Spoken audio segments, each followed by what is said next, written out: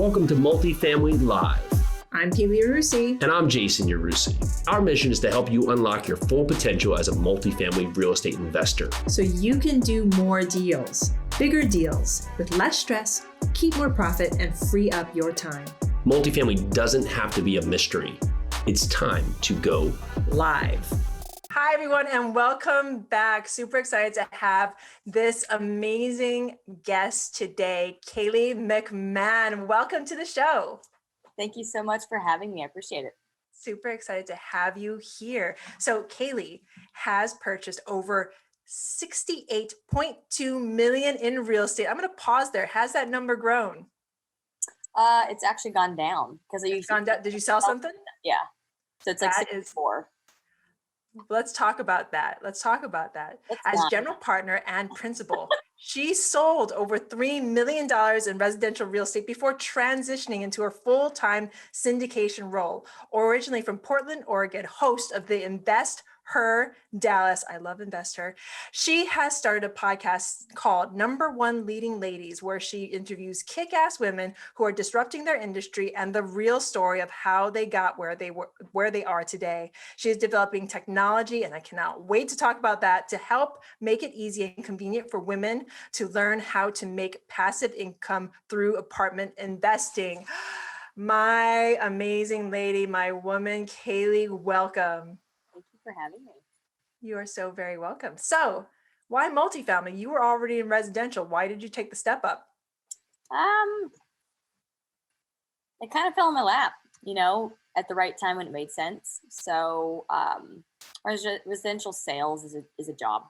You sell something, you got to keep selling for the rest of your freaking life to make money, right? So I got tired of that after like 2 years, and then I got into flipping a house and learned from someone who flipped a bunch. And just in my mind, I'm a visionary. So I thought, okay, well, we're going to get up to like 10 to 15 of these a month. We're going to create scale. We're going to have, an itemized list of like every detail in each room. You know what I mean? So it's just a template that you keep repeating, but I kept running into very unprofessional people who obviously are used to getting away with treating people like crap. So I just thought that was ridiculous and thought there was a better way to do it. So getting involved in the investing world in real estate, there's so many different like sub niches that you can get involved in. You can do land leases, you can do RV parks, you can do, just a billion things. And apartments is one of them that is a commercial asset that creates cash flow. And I had read, I think around that time, or maybe, I don't know, this was like 2-3 years ago, something like that. I went to Australia by myself and was on a road trip down the coast, and it was a 25-hour road trip. So I did a couple of audiobooks, and one of them was Rich Dad Poor Dad.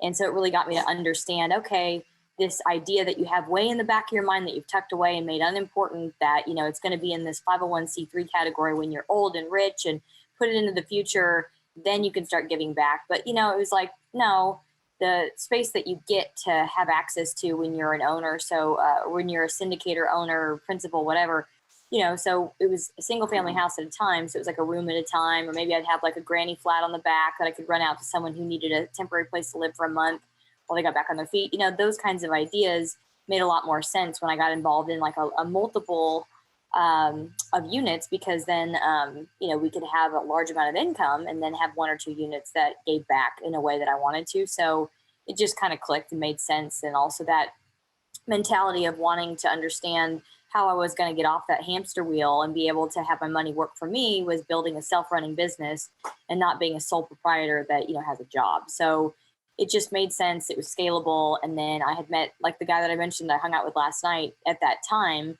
And this person was humble and just, a little flashy, but like not in the way that he talked to people or the way that he treated people or the way, you know what I mean? So I was like, if there's good, grounded people like that in this industry, I'm not saying everyone's like that, but I want to repeat what they're doing. They're making good money. They're using their celebrity for good, and they're able to, all the things. So yeah, it just made sense to me. And so I was like, well, I want to learn more about this.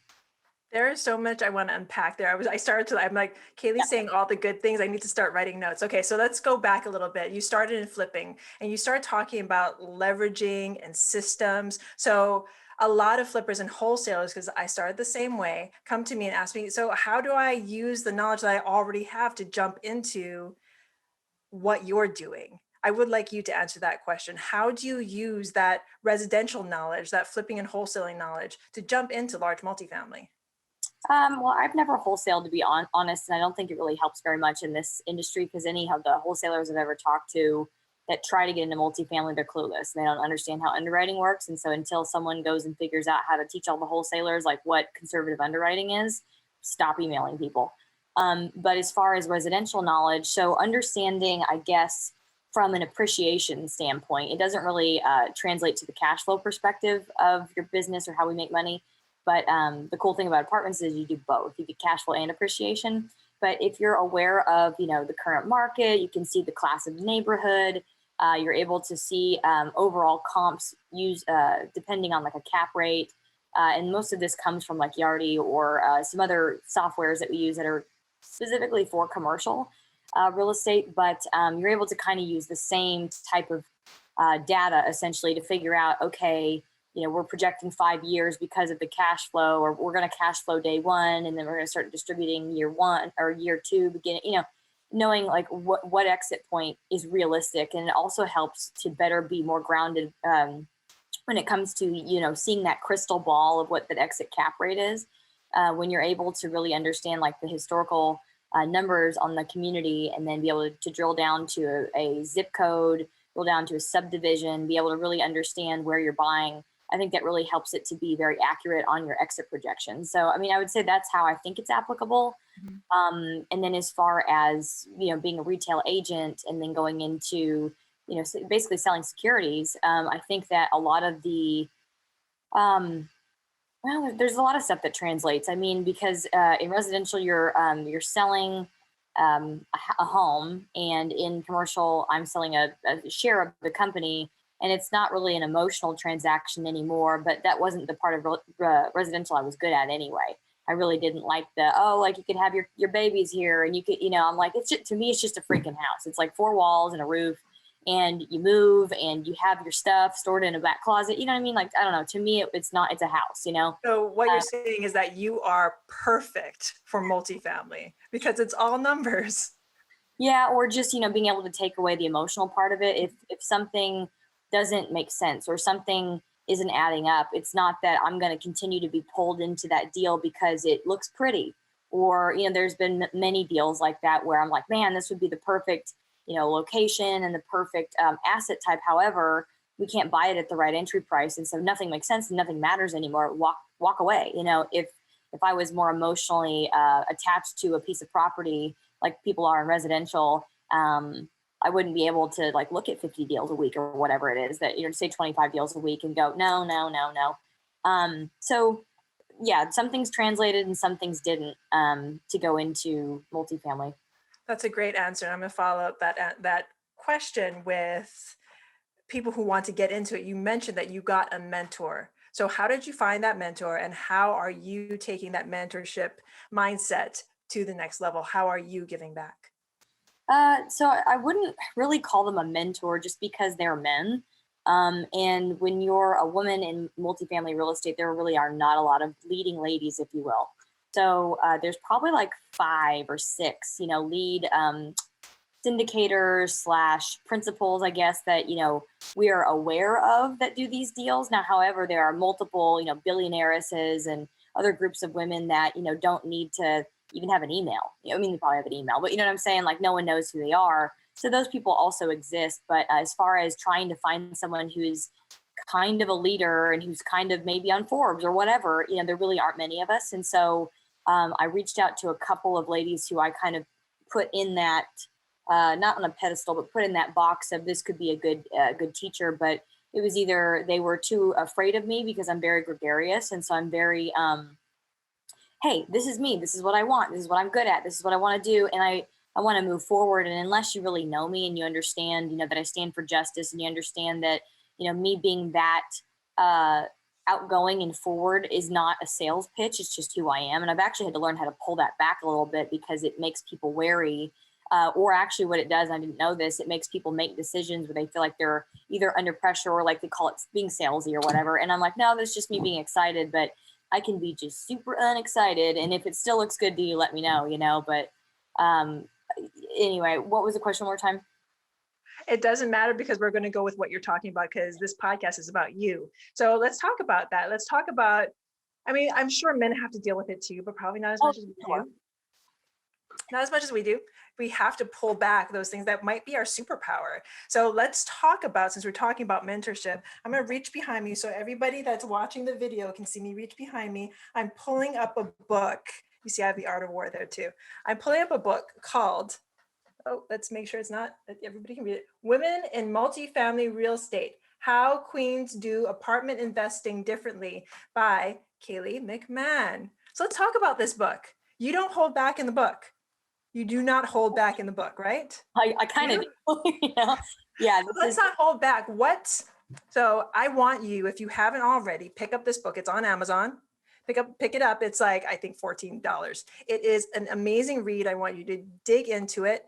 And I don't get to promote enough books that are written by women, but you don't only write about your knowledge in this book. You have interviewed so many other women that you have invited to be a part of this book. I am in here included. So thank you for that. Pick this book up, Women in Multifamily Real Estate. You know, if you're listening to this podcast, you want multifamily, this is the book to get. Okay. So let's talk about this book. Why did you write this book and why the title? Especially if you're a woman, because I was talking to someone about this earlier, and it's just that the fact is, like with the mentor thing, it does relate. You're right. Because when you're looking at a mentor, for example, a man, that's how I got started. I would have never gotten started if it wasn't for Will, if it wasn't for Alex, if it wasn't for Brandon, if it wasn't for a couple of dudes, you know, and just because that's who's available, you know what I mean? And not every person wants to mentor. And so if there's only 5, you know, baller females that are in this industry and they're, you know, busy because they're doing deals or whatever, they might not have time to, or they haven't structured a program where they could say, okay, we'll talk every Monday for 30 minutes. You know what I mean? Like they just haven't done that yet. So when you're looking at like a male and a female perspective, it's so different. And I think that the men that financially vouched for me, that signed on loans for me, that introduced me to all of their team, that really helped me get into the industry, those are people that I call sponsors. And then I think a mentor is a woman. And I haven't found one who is willing to work with me. And I'm not trying to be out there, you know, going, hey, I need a mentor. I'm not Googling for mentors. I'm not searching to pay someone. I'm not desperate to find a mentor. A mentor is like somebody that you meet that has way more experience than you doing something you want to do at their level. So they're active, or they were active very recently. And there's somebody that sees a little bit of themselves in you. And so they go, oh, wow, I could really see me being able to see this person be uber successful because they're just like me. And so there's usually a sort of a bond, and there's usually a sort of a give and take relationship. And so whether it's, you know, they have the same mission as I do, whether it is, you know, with what my main sponsor, I would say, our thing that I didn't realize that we truly had in common until like waters got really rough. We both stand for justice at the end of the day. So that was something that strengthened our bond even more. And I have him and his wife's picture on my vision board, and I'm trying to figure out ways to give back to them more, just because of, you know, what he did for me. But I think that, you know, through a female lens is very necessary when it comes to getting into this journey, because for me, I got what I got, and it was enough, and it was enough to get the information. It was enough, but there were a lot of missing pieces. So for example, in this book, Brooke Jackson, for example, she is a lender. She is also a broker, and she's got a bunch of kids. And so when I was interviewing her, she's down in her basement talking through, and there's kids running around the background. And we talk through, like, how do you balance, you know, having to do loans and having to broker properties, and you've got like little girls running around the house, and how do you negotiate with your spouse time, or do you live with your parents, or how do you make it work? Because there are people out there doing it for sure. But these are things that men are never going to think of, because women, I would say from my experience, not always, but for the most part, because they have their children, they feel responsible for them. And so they want to make sure that they are taken care of. And so women a lot of the time shoulder that responsibility, whether, you know, it should be equally shared or whatever. We're just nurturing people. So I was comfortable asking her, you know, how do you balance all this stuff? So it just is really like through a different lens, the multifamily industry. And then there's different people in there that do different things. So whether it's legal, whether it's lending, whether it's, people that are raising money, whether it's, it's all the different perspectives, but through a female lens. And I just think that's really important because that's really not out there. No, that is super important. Especially during the time of COVID, I started asking the same questions to moms who were in multifamily. And there's actually a good amount of us, which is crazy. Because as soon as I started putting that energy out there, I started just seeing us everywhere. But the thing is, like you said, if you don't put that energy out, if you don't put that female perspective out, a lot of times the female perspective will not show up because you're not looking for it. Does that make sense? So I would ask my moms the same thing, like, how do you do it? That was my one question, was how do you do it? So I'm going to ask you, just as a woman, how do you do it? How do you step into it? How do you think you're going to find? Because I've had that conversation with a lot of women in this industry. We're looking for that woman who knows that much more than us, who has been in this industry. So ladies, ma'am, if you are listening to this and you think you are the one for both Kaylee and I, please reach out to either of us because we're looking for you, putting that energy out for you. So how do we step forward and become, I don't necessarily think the word is louder, but more known? Part of it is pretty simple. It's kind of stuff we're already doing, so really at the end of the day, all we have is each other. That's how we're going to move forward, I think, is being able to link arms, being able to, promote each other. So that's why I focus on things like this, or like if you'll notice every Monday on my LinkedIn and all my social media and stuff, we do a Marketing Monday. And the Marketing Monday is usually promoting a podcast, and my podcast only interviews women. It's promoting some kind of like we've got our Women Who Invest Wednesday that's once a month, or like that's coming up, but it's usually focused around other women and their expertise and their knowledge. And so really that was something that I learned from a couple of Asian friends. They're like, you want to know what really works in business, Kaylee? Promoting other people, and then also figuring out how to positively affect someone else's life. Like, how do I give to them first? And there was a book called The Go Giver that talks exactly about that, where, you can't receive if you don't give, and you can't give if you can't receive, so it's just like a beating heart. It's got to, exhale, or your lungs have to inhale and exhale to be alive and be healthy. So really that was something that was brought up to me not too long ago. And so this is now going even deeper than just multifamily. And so I'm realizing that a lot of the really big heartaches that I've been through recently, I think I'm kind of grateful for them, to tell you the truth, because I didn't lose my legs. I can still go on a hike. I didn't lose all of my assets. I didn't lose everything. I lost quite a bit, but it was really to go through like kind of the worst situation that you can get through investing with other people, and dealing with COVID and dealing with, whatever. Just I had to go through that, and then being taken advantage of by an attorney as well that got in there too. And so every which way I'm being taken advantage of because I was too open, too nice, too kind. And there are vultures out there that are looking for things like that. And it's unfair that you would have to change your personality. You'd have to be a recluse. You'd have to change the way that you enjoy life, just because of these nasty people that are out there. And it was actually all of this stuff that I went through that pushed me into getting access to certain resources that give me security, if you will. So instead of having to go the legal route now, I'm able to get certain resources to where if there are people that are threatening me, stealing from me, taking from me, extorting me. I've been through all of it in the last not too long.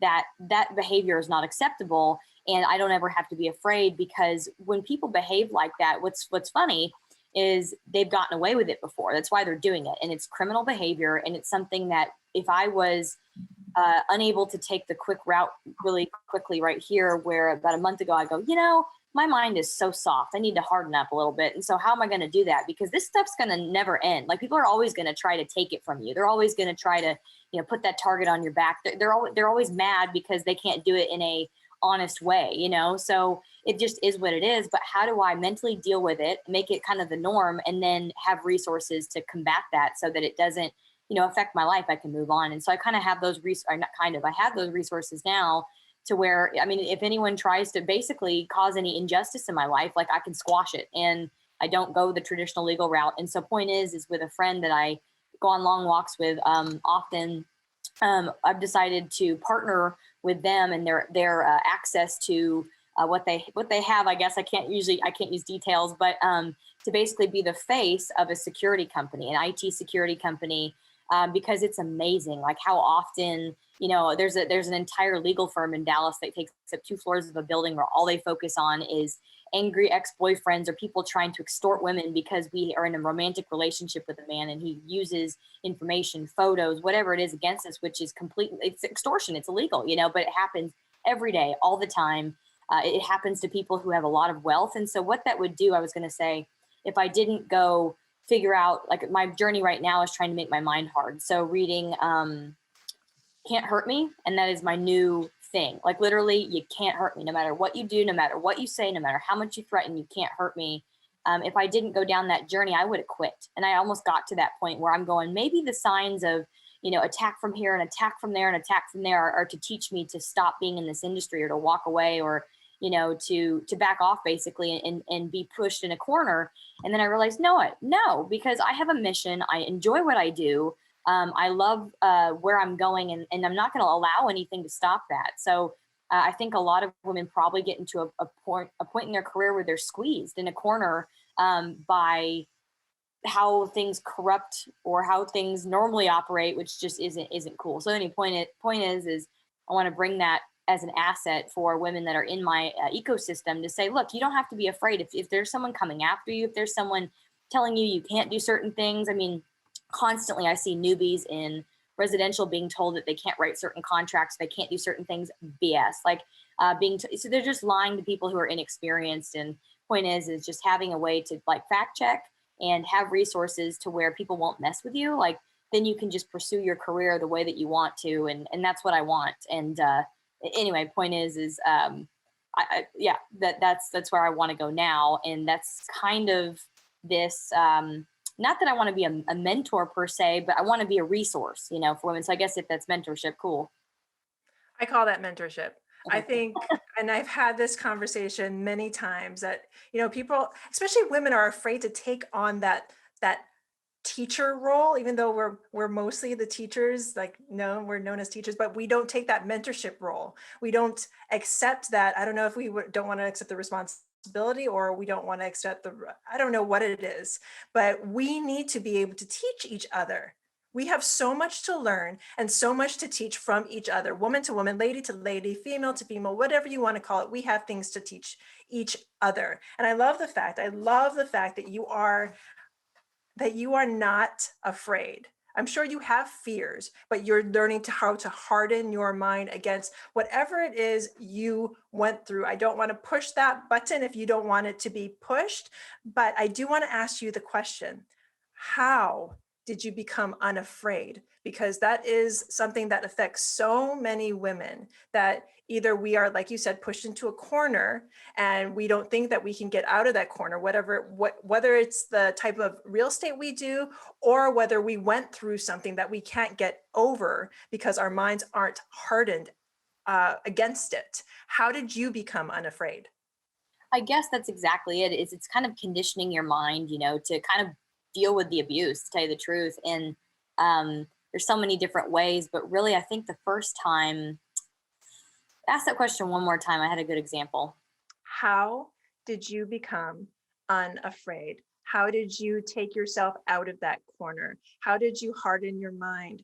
How did you continue to move on from whatever it is that you had to go through?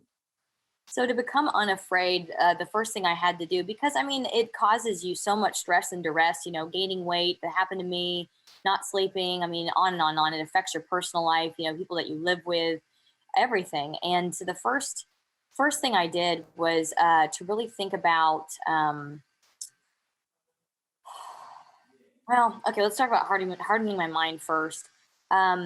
So hardening my mind really came from kind of like, you know, when you strengthen a muscle, you repeat and repeat the same exercise, or you repeat, you make it stronger, right? And so being in acknowledgement that those things happen and being okay with it, I guess being in acceptance is like the first part of it, because, you know, being in denial doesn't it doesn't help. Let's just say that. So there's so many books recently that I read at the same time. It was kind of funny. They all had the same message. And it was basically like the first way to be happy in life is to just be in acceptance. Okay, I got cancer. What am I going to do about it? You know, so I actually got a tattoo on my wrist that says can't change it. You know, so that was something that like whenever something upsets me or something is threatening or something, you know, whatever, I go think to myself, you know, can I change this? No. Okay, well, find something else to focus my energy on. So that's kind of partially where this book came from, where my app came from, et cetera, was going with COVID and with all these other things I was dealing with. Okay, what can I control? Let's focus on that. So at the time it was creating versus trying to deal with a situation that, I mean, it was just coming at me. It wasn't something I can't control other people's behavior, you know? So I did what I could to protect myself, you know, legally, and then basically tried to move on with doing more deals and creating and figuring out like who my small circle should be. And instead of searching for more, kind of keeping it small, you know? So that was how I was working on hardening my mind. But then in addition to that, physical fitness is another way that I've been able to focus on a way to harden my mind. And I'm not the best at it, don't get me wrong, but it came from David Goggins' book, Can't Hurt Me, and repeating that to myself every day that I won't allow someone to hurt me. But hardening my mind with physical fitness helped. So for example, like, you know, if you normally would work out once a day, I've been trying to do it twice a day. If normally I would go for a class for 45 minutes and I took a break and stopped 2 minutes early, then I'd go for another half hour. If I, you know, am in a class, for example, and they're going, are you tired? I'm like, no, you know, like and it's all in your freaking head, you know? And so one thing he does for a trick, and this has to do with physical exercise, but that's kind of in a moment where your heart rate is high. And you have to control your heart rate to be able to control how quickly your mind is moving, I suppose, or it's vice versa. Your mind controls it. But when you're able to be in kind of a panic stage where your heart rate is high and being able to control yourself and make the decision like I'm going to run longer, or I'm going to breathe slower, or I'm going to whatever it is that you're doing, or I'm going to not stop and I'm going to make it up the entire next hill without a break or whatever. So I've just been challenging myself. And in those moments where things seem really scary, I mean, honestly, what he does, and I kind of have started to do more of it, it's going to take time. I mean, it's going to take probably a month of consistently doing it. I think of Christmas, or I think of Thanksgiving, or I think of like Easter. Oh, there's a like chocolate bunny at the top of the hill, or, you know, I'm not going to stop until I get where the bunny is, you know, or just thinking of something positive and happy, you know, while that scary stuff is happening. Something else to focus on, and then you can control, you know, then that's just in working out physically. But the physical stuff has made me a little bit more tough when it comes to dealing with just mental crap. And then also because I'm expending energy, it helps to kind of keep me calm and collected, because it's like, you know, well, I only have so much energy left for the day, so I got to delegate it right, you know. And then the very first part of your question, would you ask it one more time? Because I had one example and then I forgot again. It was, how are you not afraid? How did you back yourself out of that corner?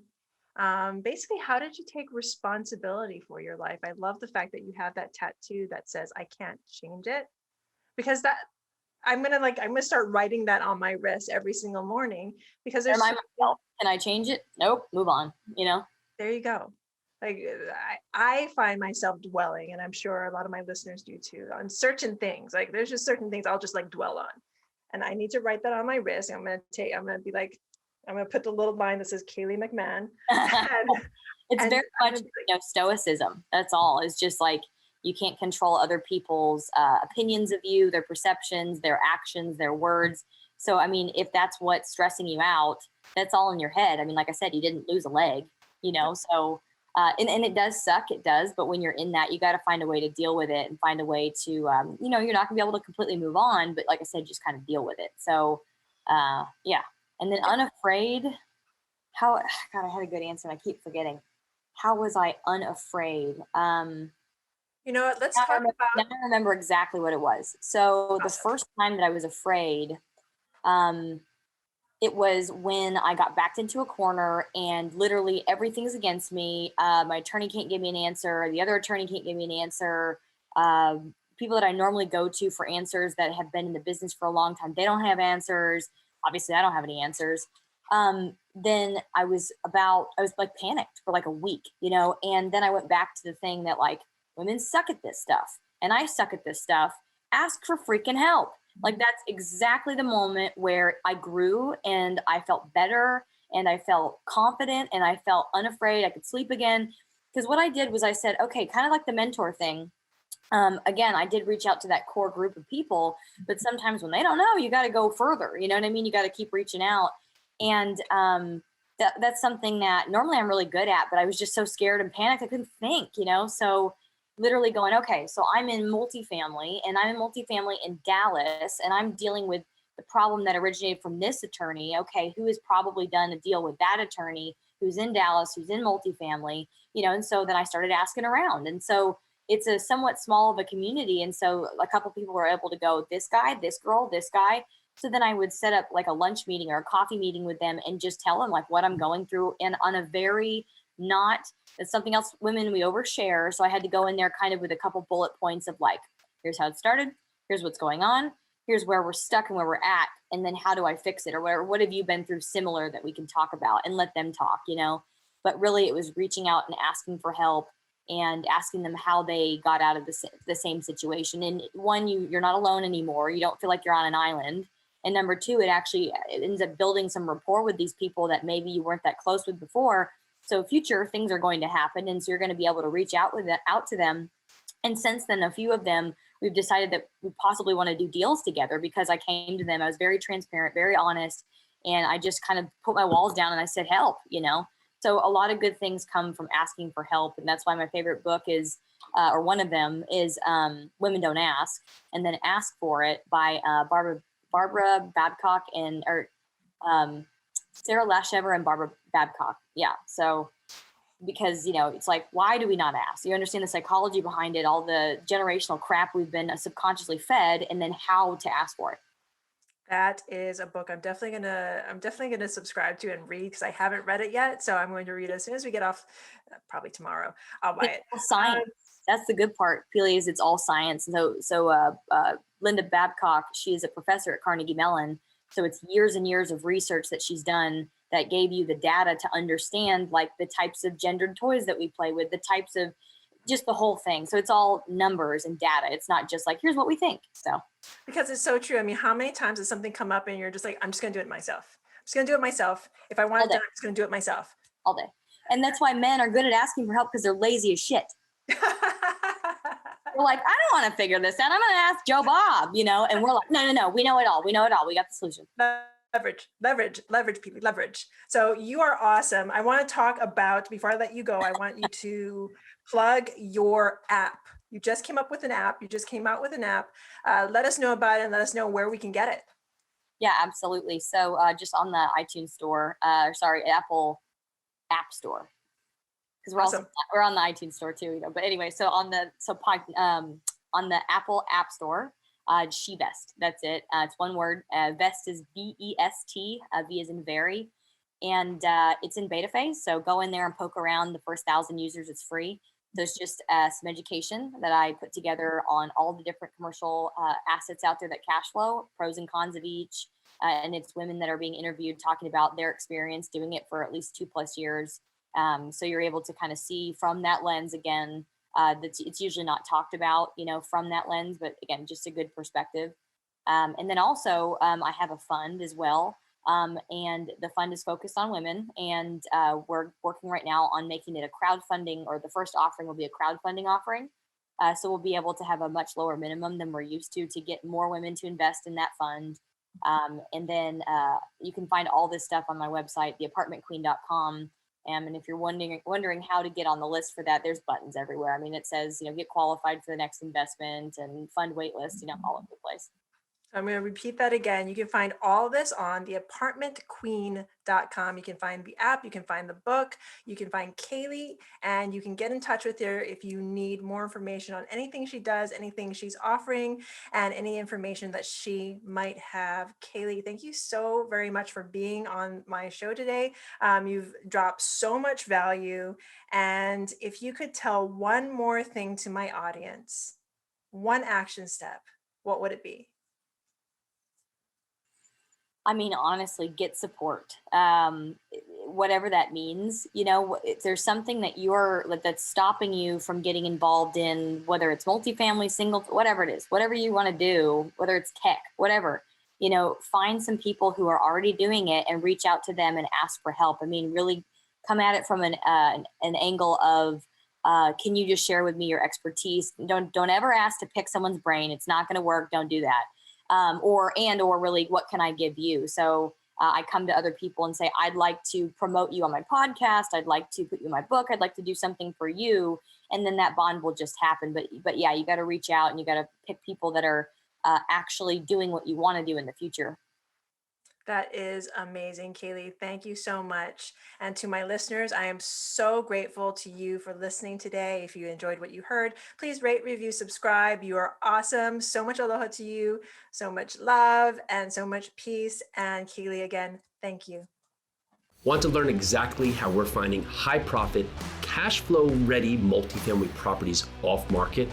Want to find out how to run lightning fast syndications to raise all the capital you need for your next multi-million-dollar deal in just a few days? We're breaking down our entire process step by step at a 3-day event happening June 10th through the 12th called, you guessed it, Multifamily Live. We've done events before, but nothing this massive or this valuable. And for the first time ever, we're going to open the doors and walk you guys through literally every step of what we're doing on our multifamily deals. This is a virtual event, so you don't have to travel or even leave your couch, but spots are limited.